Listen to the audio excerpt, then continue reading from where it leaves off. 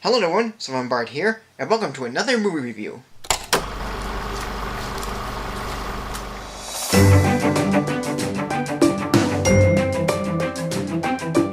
Back when I was a very young kid, I enjoyed watching Thomas the Tank Engine on TV. Even though there's many versions of the show, the one I grew up with was the original with Ringo Starr as the narrator. It was cute, pretty simple, and even a bit fun. Seeing these model trains move about and have a variety of facial expressions kept me interested. And so in 2000, Thomas's first movie came to the big screen, which was not only a critical flop, but was also a box office bomb. And that film happens to be Thomas and the Magic Railroad. The movie is based on the Railway series books by Reverend W. Awdry and the Thomas the Tank Engine and Friends British TV series on PBS, which ran from 1984 to still going. On the island of Sodor, there lived Thomas the Tank Engine and all his train friends such as Gordon, James, and Toby.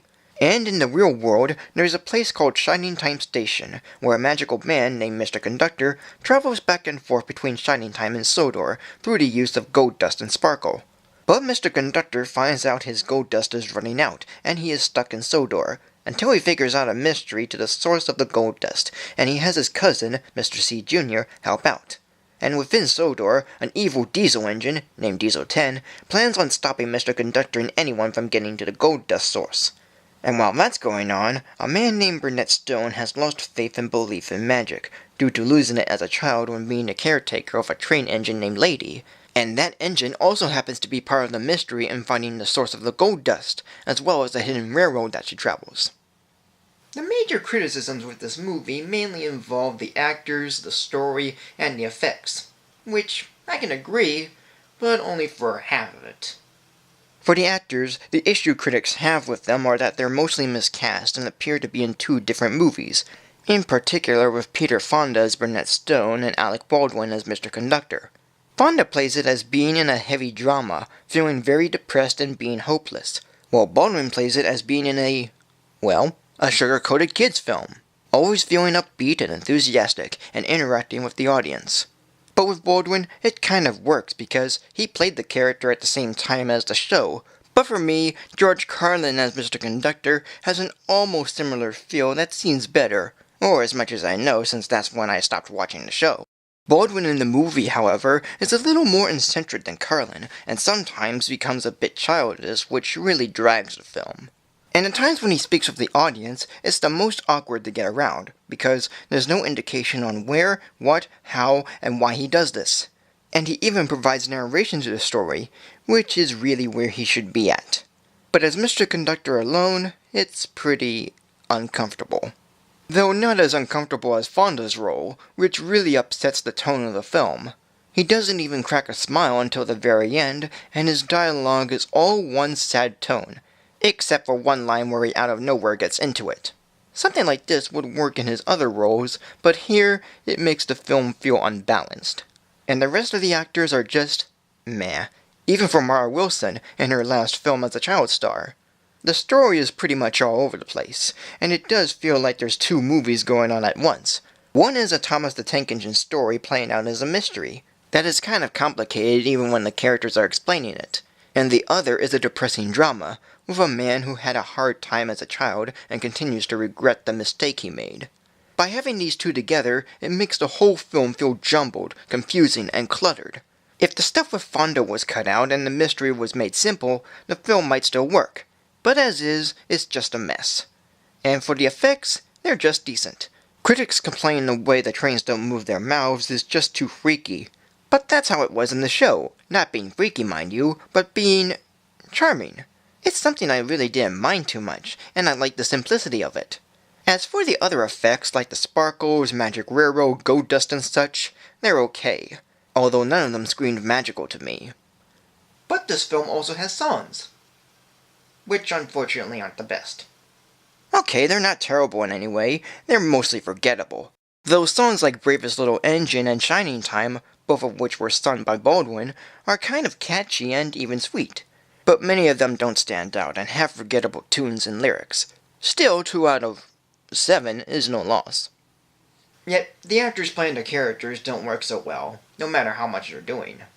Peter Fonda plays Burnett Stone, Mara Wilson plays Lily Stone, Alec Baldwin plays Mr. Conductor, Cody McMains plays Patch, Russell Means plays Billy Two Feathers, Diddy Cohn plays Stacy Jones, and Michael E. Rogers plays Mr. C. Jr.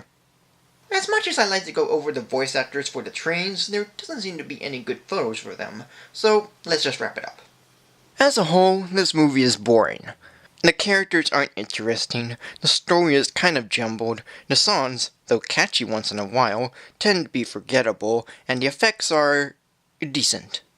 Director Britt Allcroft tried her best at bringing a Thomas the Tank Engine movie to the big screen, with its mostly whimsical charm, very bright and very colorful looks, and done with the traditional model trains.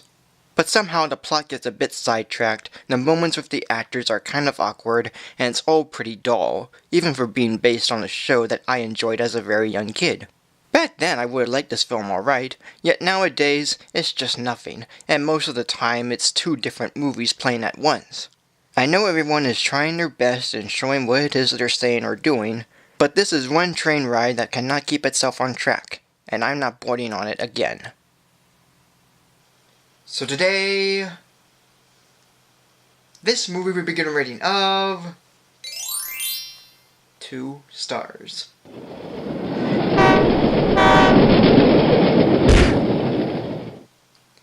So thank you for joining me. Like, comment, subscribe, follow me on Facebook and Twitter, and tune in next week for a new video. And now it's time to go over another movie that I saw in theaters. But this one came out a few months later, but what the hey, I gotta do something. So here it is, and I hope you enjoy it. Once again, it's another review of a movie that's technically still in theaters after 3 months, but it's still worth talking about.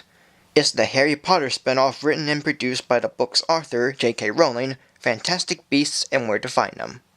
The story is set in 1926, where a wizard named Newt Scamander comes to New York City with a suitcase filled with magical creatures.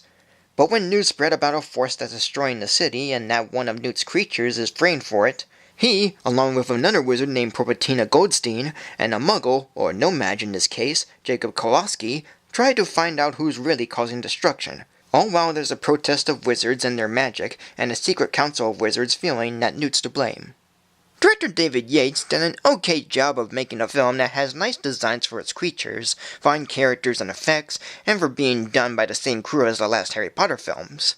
Yet its story feels a bit complex, centered around a dark magic being used to upset the balance between wizards and muggles, and having the creatures being a framing device against the heroes.